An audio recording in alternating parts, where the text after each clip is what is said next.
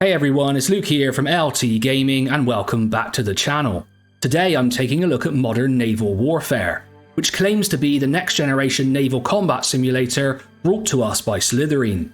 At the home of the Wargamers 2024 event, Slitherine showcased exciting updates for this game, and I hope to tell you exactly what this title is, and also my hopes and aspirations for the future, and maybe some criticisms that might derail my excitement. Now of course, YouTube has been awash with the news of Sea Power releasing from Microprose after a long development period, so we're all very high on these naval combat wargames at the moment.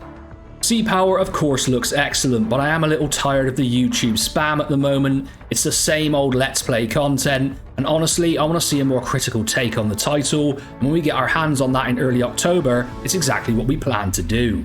So initially let's talk through exactly what this title is and why we should be excited. Essentially, in this game, you'll command the highly detailed SSN-774 Virginia-class attack submarine, diving into the dark and unforgiving world of modern high-tech naval warfare. Whether you're hunting enemies, escorting convoys, or launching devastating land strikes, this game provides a deeply immersive experience designed for naval enthusiasts. You'll be at the helm of one of the most advanced submarines ever created, where you'll manage complex systems, control weapons and sensors, and immerse yourself in a highly detailed 3D control room with complete VR support promised. Initially, this reminds me of Carrier Command 2, which me and Tom had a huge amount of fun in. However, this is more of a realistic simulation, and you'll have a lot more advanced technology at your fingertips. It's been stated that you'll be able to navigate over 1 million square kilometers of underwater and coastal environments where every decision matters. Whether you're hunting down enemy submarines, protecting convoys, or launching devastating land strikes while avoiding detection in the depths of the South China Sea. This only seems to add to the realism, as obviously in the real world this is definitely a hotspot for potential conflict. And you can definitely see that simulations like this would be of great interest to the global powers trying to flex their muscle in the region. Not only can you issue orders as the captain, but they've also promised the ability to play alongside friends in co-op mode. You'll be able to assign your friends to different stations on board or face them in head-to-head as enemies. This will really deliver a true multiplayer experience that many wargamers crave. The opportunity for amazing emergent scenarios here is virtually endless, but I am concerned that this is a lot to promise and possibly could push the game back for quite some time. And for me, a strong single player experience is always super important.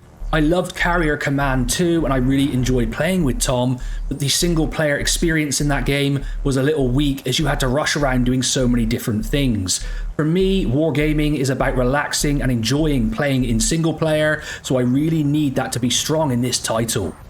But equally, if they can deliver multiplayer and co-op, I won't be complaining. From torpedoes to mines and missiles, you'll have access to a wide arsenal of weapons to take down your enemies, but mastering your environment is just as crucial. Use the deep sound channel, thermal layers, and even bottom bounce to evade detection and gain the upper hand. Now, I'm not the most hardcore naval simulator, so some of those things I may need to learn about. If you're enjoying this video, make sure to hit that like button, leave us a comment about what you're thinking, and subscribe to the channel. You can also support LT Gaming by hitting that join button below the video and joining our Discord. Both me and Tom really appreciate all the interaction.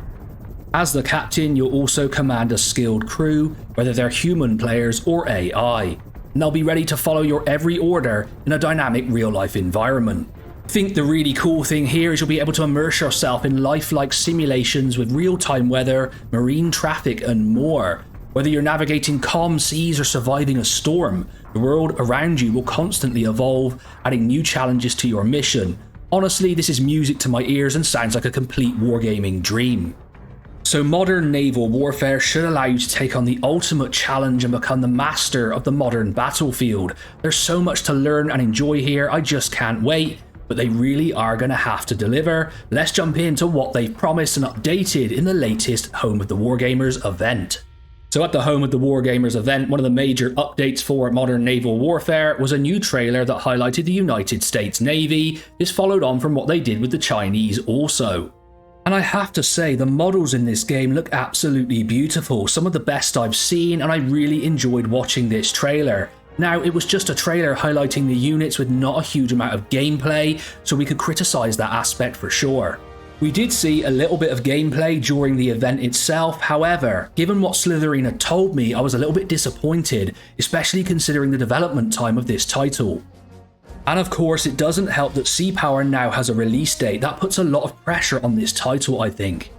Although I do think because of the differences between the titles and the large hardcore naval wargamers out there, these games can live together. Another aspect that really impressed me at the event was the clear level of detail that these developers are going to. They talked extensively about how the Chinese ships didn't match their real-world performance and how they had to make tweaks. Honestly, I think the Chinese government might be looking for them soon.